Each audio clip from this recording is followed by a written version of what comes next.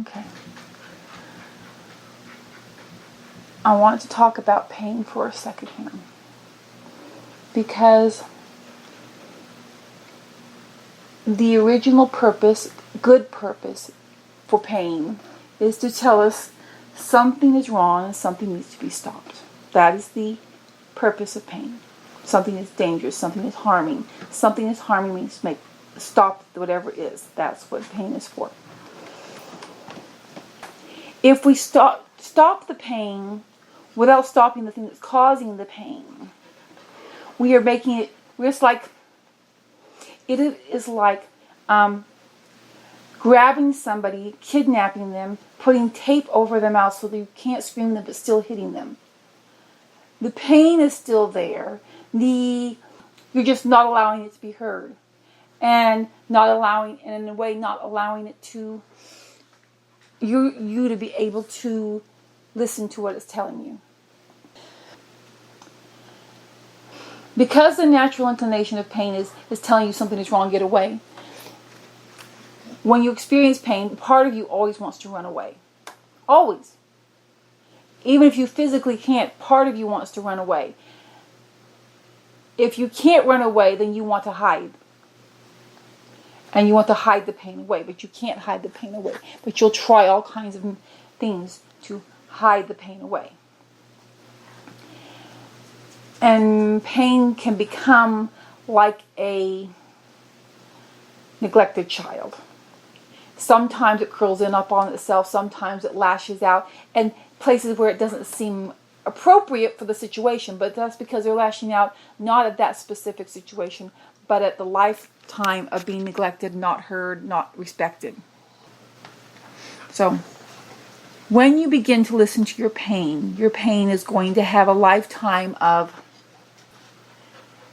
experiences that it's going to be reacting to. If you just start listening to your pain, it's going to, first of all, not believe you're listening to it, not believe that you're going to really take care of it.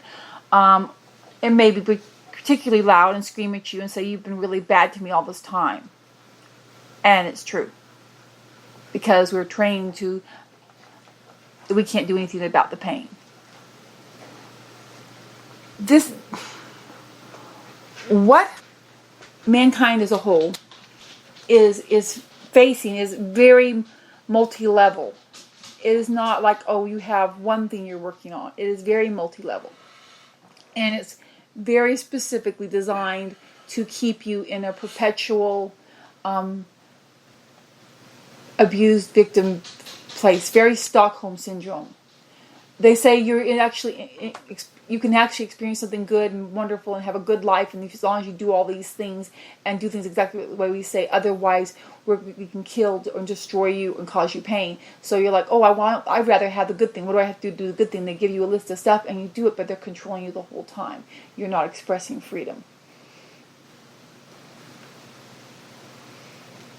So,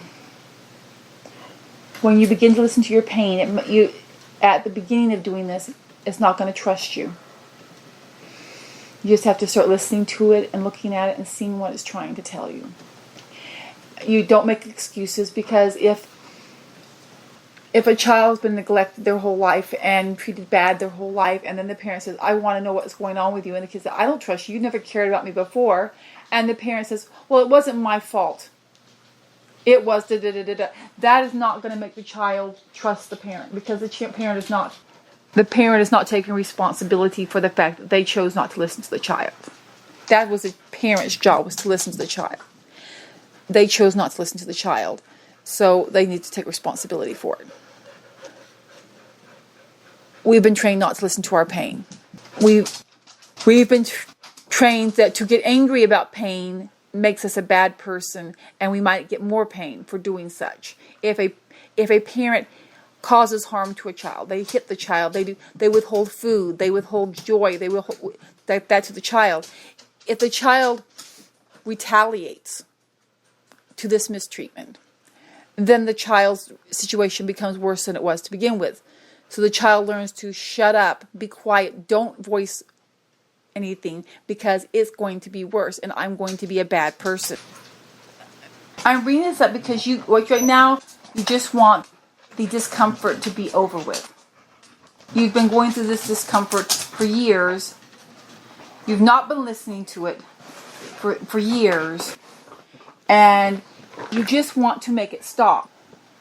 And you've been trained that other people control your pain. That other people are in control of your pain. So, therefore, if you want relief from your pain, someone else has to relieve that pain from you. No. The pain is there to tell you to do something. Now, true, in the environment in which we live, children have no recourse to get relief from the pain. Many times in our society, there are many different groups and peoples that are disenfranchised, and they have no way that has been allowed for them to access to get relief for their pain. And it's not their fault for this. That they're not to be blamed for that being in that situation. That has been pervasive. There have been no opportunities presented to them, no information presented to them to be able to get free. So they just are lashing out. And when they're lashed out, those who control say, look how bad they are. They're lashing out our control. That is like why you're seeing the protests and the government's response.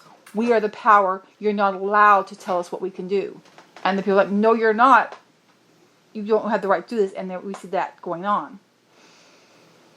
But they're portraying these ones as unruly and negatively. And that you don't want this going on, so we have to control these people. So you want to do something to alleviate some of your pain. You want me to do something to alleviate some of your pain. If you were to contact a police officer, you want a police officer to do something to alleviate some of your pain. Because you don't feel any power in of yourself. And what can I do? You've had the pain all this time because it's been telling you stop doing this, and you didn't stop doing it. You need to stop and listen to the pain. If things can be arranged so that maybe a little bit of a symptom is a little dealt with, that's fine, but the pain's still going to remain. Because the thing that was wrong, the thing that was misaligned, that caused this to begin to start with, is still there. It's never been addressed. You don't look at it. You don't listen to it. You ignore it, distract from it. You do everything to not go there. Money is a very important thing to you. It is everything to you. It is your whole. It's where all the power lies. Having money and being able to control who has access to that money gives a person power, gives a person value, gives them that person has the say, they have the strength. And that is why you will play the victim bully game. The ones that you see can give you money, you become the victim controlled in order to get the money. But when you have the money, you play the bully over others with money. Because you believe in money. You believe that intelligent people should have more money. The less intelligent people should have less money. Talented people should have more money. Less talented people should have less money. There is a hierarchy of values in jobs. This job is a better job to have than that job. A smarter person should have a job like this. A not smart person only has these jobs to choose from. You have all this hierarchy value system going on in your head. And the problem is you know that you are intelligent. But you do not have a job that makes lots of money. And that seems unfair because smart people should be able to have lots of money. How dare I not have lots of money? I'm smart. What is wrong with society that I wasn't given the money that I deserved? I should have it. And then my family promised me that if I did everything they said, they would give me money. I did everything they said and they didn't give me the money. How dare they? I'm the victim. And at the same time, those who are dependent on your money, you hold it over them, you nickel and dime them, and you make them feel less than because of you feel less than. Because it's all based on a lie. The whole thing's a big convoluted lie. Jobs, money, all that is just a lie. It's a nothing. It does not exist. It has nothing. And you still believe all it. You still in your core really believe all that. And you make sure you find things that back up that belief. But you're going to find a lot of things because society wants people to believe that, because that's how they get people to work themselves into the grave. A person will work 2 or 3 jobs and barely have anything to show for it because they bought into this control mechanism. And the companies that don't pay them well, don't give them insurance, don't make sure they have enough to live off of, but at the same time is also controlling the housing and the food and everything else. They're just working the slaves to death, and they know they're working the slaves to death, and they just hold out the carrot before them. It's all holding out the carrot. If you're smart, if you work hard, you could achieve more money. And if you achieve more money, you can have a nicer home, and people will respect you more. If you can get a degree that gets letters behind your name, this is a smart person. They should deserve more respect. You should pay more attention to them. It's all lies. It's all empty. It's all striving after the wind. Wind is more real. Wind is actually a thing. Wind is a real thing that does real stuff. Money is empty nothingness. And you put your own value system based on money and prestige, and you put everybody else into a hierarchy that way. If you meet one person and they are less intelligent, have less prestige, less money, you put them in one place. If you see a homeless person sitting outside a library, you immediately put a value system on them. And if you see a well-dressed doctor, you put another value system on them. You would give $300,000 to a person who has a doctorate, but you wouldn't give $300,000 to a homeless person standing outside a library. Would you? You wouldn't do it. Why? He says, because they'd have no way of giving you your money back. Well, the other person has no way of giving you your money back. If you did give $300,000 to someone else, you would get some sort of collateral to prove. Why? Because you would want them to value, prove their value before they gave it to you. You have a false sense of value system, and you are holding on to it with everything you got because, and that value system that was given to you, you were smart. You were from a family who had made money, self-made people. In that value system, that's considered to be a very highly prized trait. You are the privileged, and because you have not attained to what they did, and you felt you were owed it, you are angry. You are angry at everyone and everything, and you want people to respect you. You want people to value you. You want them to say it's a valuable person. This is why we admire. This is what you want. A person who wants to be valued. Says, I want to be valued. I want to be honored. I want you to see who I am. Doesn't already know that. You're trying to get something and build something out of nothing. And the real stuff, the real way you're measured as a person doesn't really have value to you. You don't even see it. You don't even pay attention to it. You're in pain. Right now you do anything to alleviate that pain. But you didn't do something a month ago. You didn't do something a year ago. You didn't do something the year before that. You didn't do something the year before that. It's been going on for a long time. This is chronic pain. You live with this pain. Nothing that another person does is going to alleviate that pain. Because the pain is telling you your value system is wrong. And lies are wrong. all those lies are still with you. They don't get wiped away because you tell the truth. That doesn't make the lie go away because you finally told you, I lied to you. It doesn't do, actually doesn't, it just says, I hereby acknowledge that I did this thing that was wrong. But it does nothing more than that. There's no, okay, forgiveness, okay, fixing. It's like, well, how are you going to fix all the harm that you did?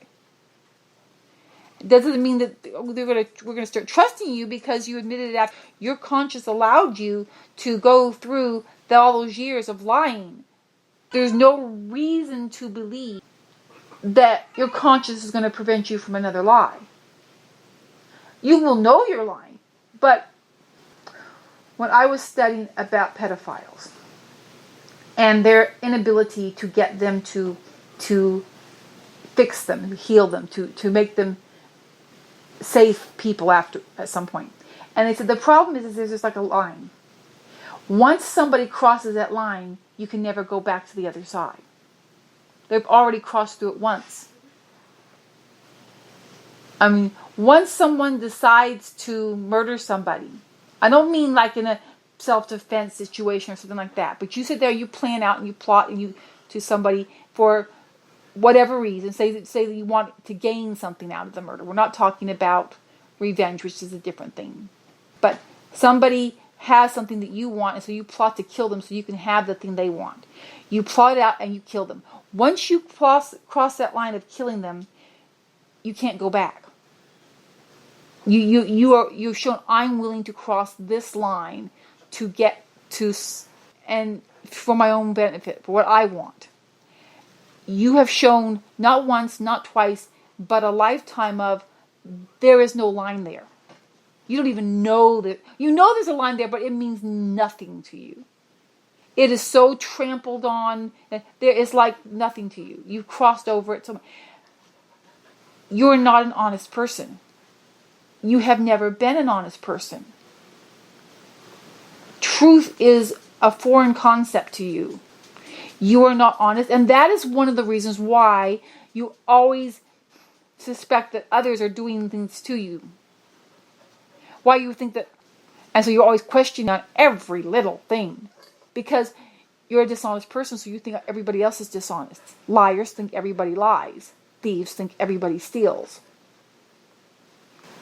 So we'll relieve a symptom, but it's not even touching the disease.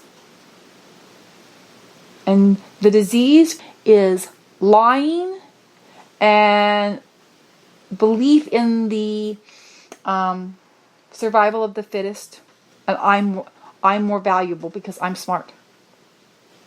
And survival of the fittest always and can only lead to extinction. There is nothing else it can do. There is no other option.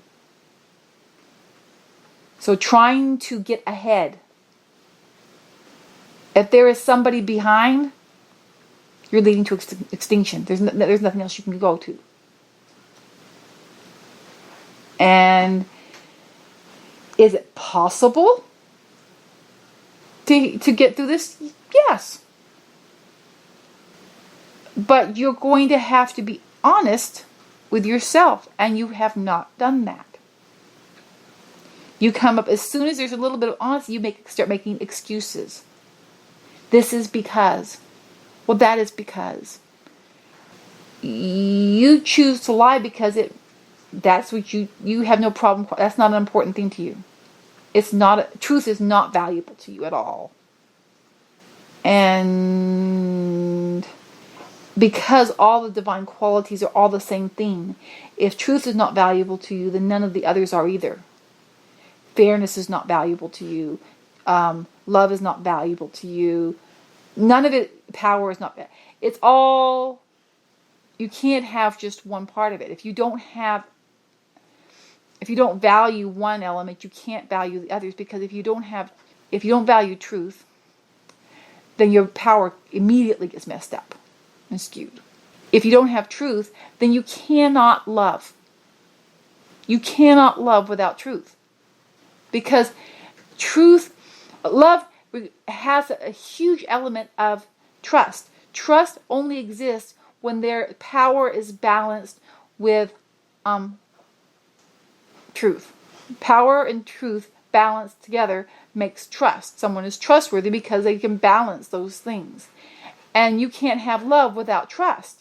So it's all intertwined. You can't just, I'll just work on this one thing. It's good to notice what your weaknesses are. And if you want to try to work on that and change that, you can, but you have to be honest with yourself. You can't play the victim, and you can't play I deserve. And you can't say, if I can just make this symptom stop, everything's going to be better, because it's not.